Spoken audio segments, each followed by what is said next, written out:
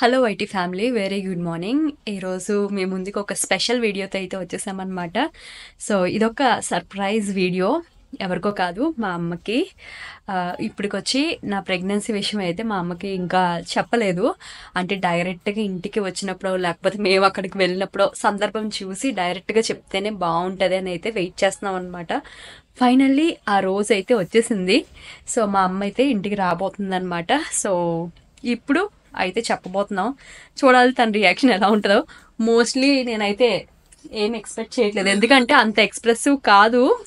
అంటే ఏదైనా థింగ్స్కి కొంచెం ఎగ్జైట్ అవుతుందేమో, కానీ అంత ఎక్స్ప్రెసివ్గా ఉంటుందని నేనైతే అనుకోవట్లేదు.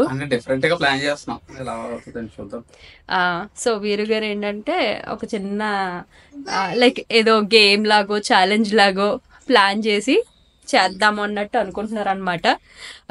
సో కెమెరాదంతా కూడా నార్మల్గా టేబుల్ మీద సెట్ చేస్తాము, అబ్జర్వ్ చేయరు.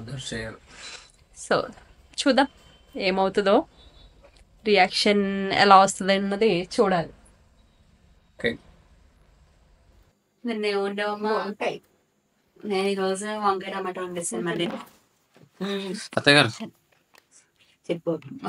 మీతో ఒక పందెం కాస్తాను. నేను ఒకటి చెప్తాను విషయము. అది చెప్పిన తర్వాత మీరు మాట్లాడకుండా సైలెంట్గా ఉంటే 10,000 మీకు ఇస్తాను. మాట్లాడేసారని 10,000 నాకు ఇవ్వాలి. ఓకేనా? రెడీయా? నేను సాక్షి, నువ్వే సాక్షి. ఓకేనా? చెప్పేస్తున్నాను. అయితే రెడీగా చెప్పేస్తున్నాను. ఏంటంటే మీరు మళ్ళీ అమ్మమ్మ కాబోతున్నారు.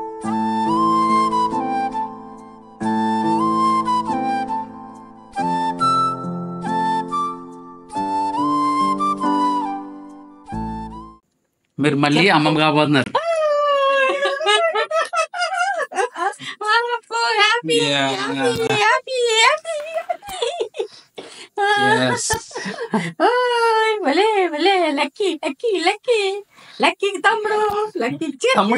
తమ్ముడుగా చెల్లి కావాలి నాకు. ఎవరైనా పర్లేదు. ఈ విషయం మీకు వారం రోజుల ముందు చెప్దాం అనుకున్నాం, కానీ డైరెక్ట్ గా చెప్తే బెటర్ అని మీరు వచ్చే వరకు వెయిట్ చేసి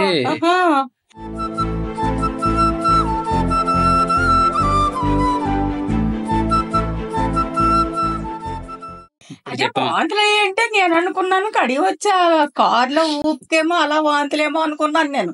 అవి అలా చెప్పింది కదా వాంతులు అయిపోయినాయి అమ్మా చేపల పులుసుతో అంటే కుదుపుకేమో అలాగన్నాను. ఆ రోజు మొదలు కుదుపు అంటే కుదుపుకేమో అలాగని అందే. తను మా అమ్మగారు చెప్పినా కూడా తెలియలేదు, కనిపెట్టలేకపోయింది నాతో చెప్పింది. ఇలా వామిటింగ్స్ అని చెప్పాను, కానీ మా అమ్మ అబ్జర్వ్ చేయలేదు.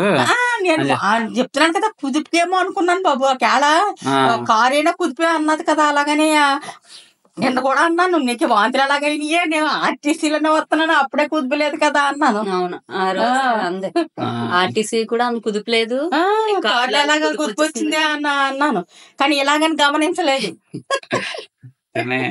అసలు ఇదే అసలు ఊహించనే లేదు, ఊహించను కలిది. నేను కూడా అనుకోలేదండి, అసలు ఎక్స్పెక్ట్ చేయలేదు. ఇంకా ఏం చేస్తాం, డాడీ అత్తయ్య గారు ఎవరో ఒకరు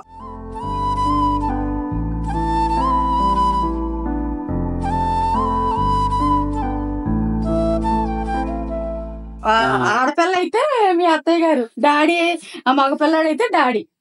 మా అమ్మగారే రావాలని ఇప్పుడు మాకు లేదు కూడా, ఇంకా అమ్మాయి కనుక అమ్మగారే రావాలి. అమ్మాయే పడద్దేమో బాబు. ముందు పిల్లడు అయితే తర్వాత ఆడపిల్ల పడద్దు కదా, ఎవరికైనా అదే రివాజు. అలాగైతేనే ఫ్యామిలీ ఫుల్ఫిల్ అవుతుంది చక్కగా. ఒక అబ్బాయి ఒక అమ్మాయి అని, అంతే. ఒక అమ్మాయి ఒక అబ్బాయి. చూద్దాం ఏమవుతుందో చూద్దాం. ఇంకా మా అమ్మకి ఫుల్ ఈసారి మీరు రావటానికి రాను అనడానికి ఏం లేదు. ఇక నుంచి అలా కాదు. ఇప్పుడు ఇది వరకు అంటే మా గారికి చూసుకోవాలి చేయాలి కనుక, ఇప్పుడు మీరు వచ్చే అవకాశం ఉండేసి చూసేసి అన్ని చక్క పెట్టుకుని వెళ్తాను బాబు. మరి అక్కడ కూడా నాకు కొంచెం ఉంటది కదా, ఆ డోకరాలు అయ్యని ఇవన్నీ అన్ని కొట్టుకోవాలి కదా. వస్తాను, రాకుండా ఏముండను. నెలకు ఒకసారైనా వచ్చి 2 రోజులు ఉండి చూసేసి అన్ని చక్కబెట్టి ఎక్కడెక్కడ పెట్టేసి వెళ్తాను. రాకుండా ఏముంటానంటే ఇంకో అసలు ఉండను కదా ఇప్పుడు అసలే ఇదే అవుతుంది కదా, అసలు అనుకోలేదు కదా. ఆగాడు వాంతులన్నా కూడా నేను అసలు పట్టించుకోలేదు. ఏంటమ్మా బస్సులోనా, నేను ఇంకా ఏమన్నానంటే ఎయిర్ప్లేన్ ఎక్కితే వాంతులు ఉండవు ఏముండవు, కానీ కాకినాడలో లేదేమో సదిపోయామన్నాను. అయ్యో నేను ఓడిపోతా పక్కింటారు అదే. అసలు గమనించలేదు, అనుకోలేదు ఊహ ఇది.